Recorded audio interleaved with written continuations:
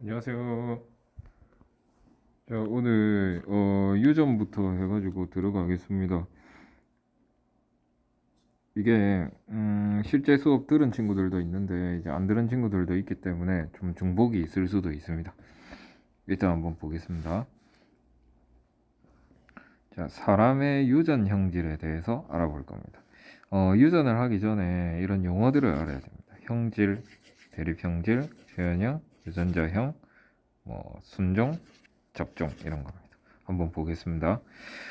생물이 가지고 있는 특성, 그 중에서 유전되는 겁니다. 그러니까 환경 이런 거는 안 됩니다. 대립 형질은 서로 대립 관계에 있는 형질입니다. 예를 들어서 둥글다, 주름지다. 이 완두콩의 이야기입니다.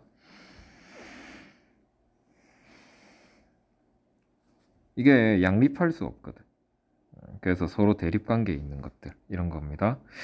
표현형은 겉으로 드러나는 겁니다. 그래서 뭐 둥글다, 주름지다. 근데 반면에 유전자형은 이제 이 형질을 나타나게 하는 유전자의 조합입니다. 그러니까 유전자 때문에 이런 형질이 나타나잖아요. 그럼 이 가지고 있는 유전자형을 이렇게 나타내고 우리 상동염색체 EN이니까 이제 두 개를 이렇게 적어주는 겁니다. 그러니까 이 유전자형 때문에 이 표현형이 결정되는 거거든. 그래서 이 유전자형은 우리 눈에 보이는 게 아닙니다. 그래서 적절하게 우리가 추적을 해가지고 구해야 돼요. 알겠죠? 표현형은 그냥 눈에 보이는 겁니다. 완두콩이 둥근지 아니면 뭐 주름진지 뭐고 이렇게 하면 되는데 이거는 눈에 보이는 게 아니기 때문에 자, 구하는 방법은 뒤에 유전 법칙을 이제 이용해서 구하면 됩니다. 순종 이렇게 유전자형이 똑같은 형태입니다. 라지 스몰 이렇게. 그러면 잡종은 두 개가 다른 겁니다. 라지 스몰 이렇게 섞인 거. 예를 들어 이게 둥근 거고 이게 주름진 거다 할 때 두 개가 양립할 수 없겠죠. 그래서 나오는 게 이제 유전 법칙 우열의 원리입니다. 자, 보겠습니다. 원래 서로 다른 순종끼리 교배하면 무조건 잡종이 됩니다. F1은 알겠죠? 예를 들어 뭐 이렇게 그럼 요거 둥근 순종, 뭐 주름진 순종이 교배했다.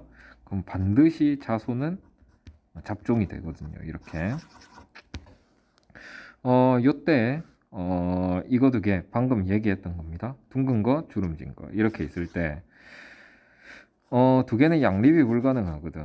그러면 뭐 완두콩이 이렇게 생길 수는 없어요. 반은 둥글고 뭐 반은 주름지고 이런 거는 있을 수 없거든.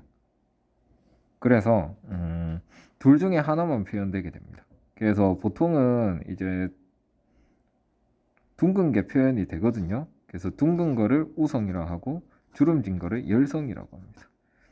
그래서 이 우성 유전자는 대문자로 씁니다. 이렇게. 여기 내용이 있죠. 대문자로 표시한다는 거. 반만 주름진 거는 불가능하다.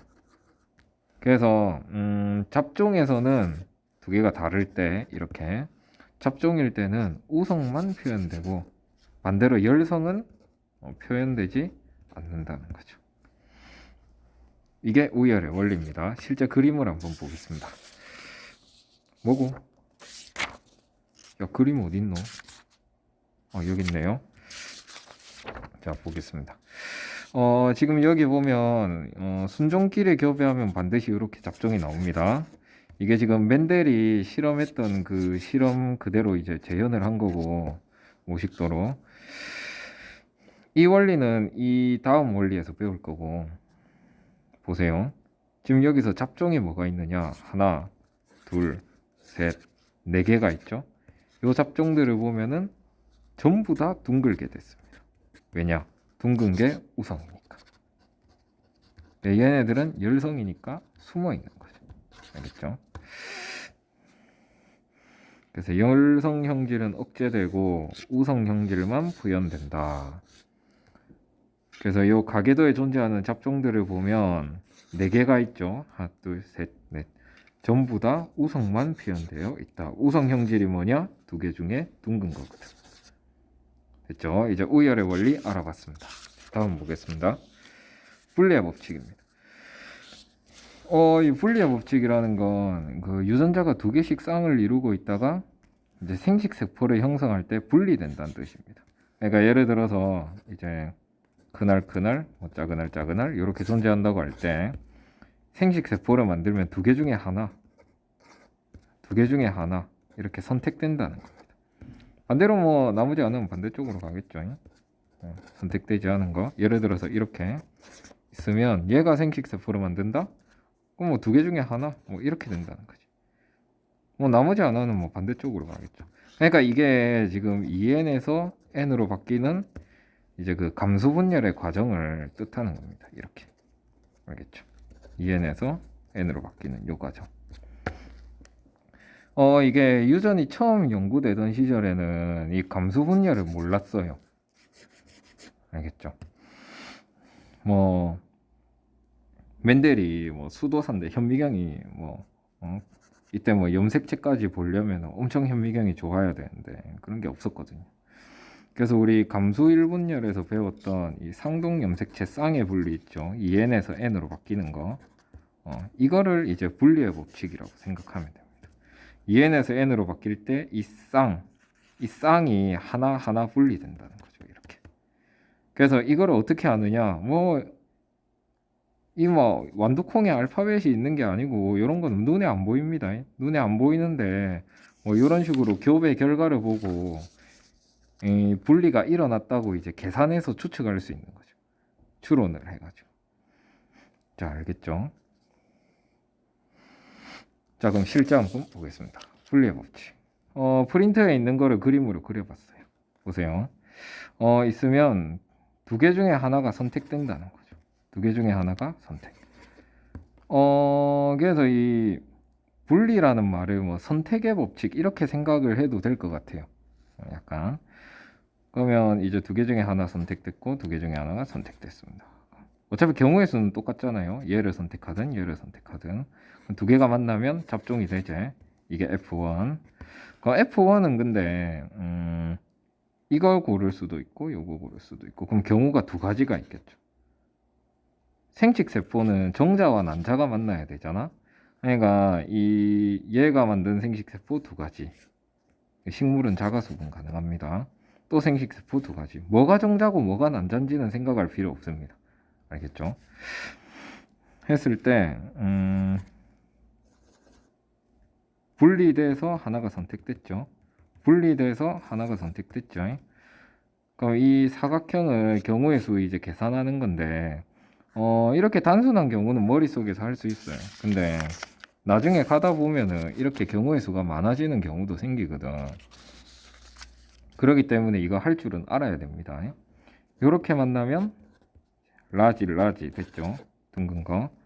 이렇게 만나면 라지 스몰 잡종이 됐죠. 이렇게 수정이 됐다면 라지 스몰 잡종이 됐죠. 얘는 순종이니까 당연히 둥글고 잡종은 우성이 표현되니까 둥글고 그 다음에 얘는 이렇게 만나니까 뭐야 주름진 유전자밖에 없네. 그래서 주름진이 돼요. 그래서 결과적으로는 얘네들이 3대1 비율로 나오더라 이 말입니다. 그러니까 완두콩을 한 10,000개 정도 키우면 7,500개는 둥글고 자손이 2,500개는 이렇게 주름진 게 나온다는 겁니다. 그래서 우리가 눈으로 이 과정을 볼 수는 없거든요. 생식세포가 뭐 분리되고 이런 거를 뭐 물론 이 당시에는 그래서 이렇게 3대1 나온 결과를 보고 이 과정들을 유전자형들을 전부 다 추론을 한 거지. 알겠죠? 그래서 우리가 생각을 할 때 3대1이 나왔다는 말은 이제 분리의 법칙이 작동한다 이렇게 이해하면 될 것 같습니다. 됐죠? 자, 다음 넘어가겠습니다. 이번엔 동리의 법칙입니다. 유전 현상이 일어날 때 서로 다른 유전자들끼리는 영향을 주지 않는다 이런 겁니다. 그러니까 예를 들어서 뭐 뒤에 그냥 그대로 보겠습니다. 자, 보면은 지금 요거는 이제 2차원 잡종 교배를 해놨는데 이제 모양에 대해서 색깔에 대해서 각각 유전이 있죠. 이때 두 개가 뭐 서로 영향을 주고받는 일이 없다는 겁니다. 예를 들어서 뭐 노란색이 뭐 주름 모양을 뭐 억제시킨다든지 그런 일은 일어나지 않는다는 거죠. 얘네들끼리만. 그렇죠? 그러니까 이 다른 유전자들끼리는 영향을 안 존재하는 거예요. 실제 한번 보겠습니다. 저 두 가지 성질에 대해서 했는데 지금 그림에서 이렇게 털 모양은 난자를 표현한 겁니다. 꼬리 모양은 정자고 여러분들 이해를 돕기 위해서 이렇게 했는데 실제로는 요거 바뀌어도 상관이 없어요. 알겠죠? 별 의미가 없습니다. 요거 두 개 바뀌어도 또 상관이 없어요. 의미가 없습니다. 자, 그럼 얘가 순종이니까 뭐 둘 중에 뭘 골라도 요게 나오겠죠. 둘 중에 뭘 골라도 요게 나오겠죠. 나왔고 얘도 똑같아요. 맞죠? 자, 두 개가 수정되면 개잡종이 나옵니다. 아니, 완전 잡종이 나옵니다. 그죠? 모양도 잡종, 색깔도 잡종. 그러면 우성이 표현되니까 둥글고 노란 게 나왔겠죠. 그 얘를 자가수분하면은 경우의 수가 좀 많이 나옵니다. 맞죠? 왜냐? 두 개 중에 하나 고르고 아까 전에 두 개 중에 하나 고르면 두 가지가 나왔었잖아요. 근데 여기서는 두 개 중에 하나, 두 가지, 또 두 개 중에 하나, 두 가지. 그래서 총 생식 세포 네 가지. 근데 반대로 난자도 네 가지. 그럼 4 곱하기 4에서 총 16가지가 나옵니다. 맞죠? 그럼 만약에 이렇게 교배한다 치면은 자가수분을 요걸로 한다. 3차원이죠. 이러면 두 가지 곱하기 두 가지 곱하기 두 가지 생식세포가 뭐 8가지, 뭐 난자도 뭐 8가지, 이러면 총 64가지가 나오겠죠. 이런 식으로 혹시 생각할 수 있겠나? 그래서 여기서는 두 개 중에 하나, 두 가지, 두 개 중에 하나, 두 가지. 그래서 생식세포가 4가지. 4 곱하기 4에서 총 16가지가 나왔습니다. 하는 방법 한번 보겠습니다. 요거 두 개 수정된다고 해보겠습니다. 그러면 큰, 라지, 또 라지. 맞죠? 그러면 둥근 거밖에 없으니까 둥글고 노란색밖에 없으니까 노란색이 나오겠네요. 얘도 한번 해보겠습니다. 이렇게 수정이 된 건데 보면 잡종이죠. 이거는 열성순종이네요. 그러면 잡종이니까 둥근 거, 우성 둥근 게 될 거고, 뭐야, 초록색밖에 없네? 그럼 초록색이 되겠죠. 지금 흑백이라서 색깔이 회색인데 요게 초록색입니다. 요것도 한번 해보겠습니다. 자, 요렇게 만난 건데 보면은 자, 열성밖에 없죠. 그러면 주름진 거. 얘가 주름진 거잖아요. 그 다음에 뭐야, 큰 Y, 큰 Y, 작은 Y. 잡종이네요. 잡종이면 우성이니까 노란색이 되겠네요. 큰 Y는 노란색. 그래서 노랗고 주름진 게 나옵니다. 됐죠? 그래서 총 비율이 보자. 하나, 둘, 셋, 넷, 다섯, 여섯, 일곱, 여덟, 아홉. 노둥 9개. 둥초 3개. 둥글초록. 주름 노랑 3개. 주름 초록 1개 해서 9대 3대 3대 1 비율로 나오게 됩니다. 이렇게 됐죠. 그러니까 이게 사실은 얼핏 보면은 뭔가 뭐 서로 영향을 준 것 같지만 따로따로 보면은 둥근 주름 12개, 4개, 3대 1이 나왔죠. 노랑, 초록, 노랑 12개, 초록 4개, 3대 1이 나왔습니다. 그러니까 이게 3대 1이 잘 나온다는 말은 분리의 법칙이 잘 되고 있다는 말이었죠. 우열의 법칙이랑. 그러니까 뭔가 섞인 것 같지만 따로따로 놓고 보면은 이 독립의 법칙, 그러니까 그 우열의 법칙, 뭐 분리의 법칙 잘 되고 있는 거죠. 그렇죠? 이렇게 따로따로 놓고 보면 잘 되고 있다는 게 독립 법칙입니다. 사실 따지고 보면 완도의 유전자가 엄청나게 많잖아. 어쩌면 뭐 꽃의 모양, 이파리 모양, 뭐 뿌리 모양 이런 유전자들이 엄청나게 많은데 걔네들이 뭐 서로 영향을 준다? 그래서 뭐 애초에 유전 법칙이 발견이 안 됐겠지. 맞죠? 영향을 받아서 3대 1이 안 나오고 막 12대 1이 나온다든지 뭐 7대 1이 나온다든지 뭐 이렇게 해버리면 유전 법칙 자체가 안 나왔을 거 아니야. 그죠? 자, 그 쉽게 생각하면 따로따로 3대 1이 나오면 독립의 법칙이 작용하고 있는 겁니다. 자, 다음 보겠습니다. 자, 인간의 유전 연구. 인간의 유전 연구는 완두콩이랑 달리 굉장히 어렵습니다. 왜냐? 세대가 길어요. 30년 정도. 그 연구자도 같이 나이를 먹겠죠. 어려워요. 알겠죠? 확인할 수 없다는 거. 자손의 수가 적어요. 예를 들어 뭐고 저 명태 같은 거는 알을 막 10,000개씩 넣고 이런다 이거. 근데 사람은 해봤자 뭐 몇 명 안 되잖아요, 그죠? 그 자유로운 교배도 안 돼요. 뭐 순종 뭐 잡종 교배를 시킨다든지 뭐 그런 거 뭐 어떻게 가능하나 안 되겠죠? 유전자 수도 많고 형질도 복잡해요. 그리고 환경의 영향도 많이 받습니다. 그래서 어려움이 굉장히 많아요. 그래서 보통 하는 게 이제 가계도 조사입니다.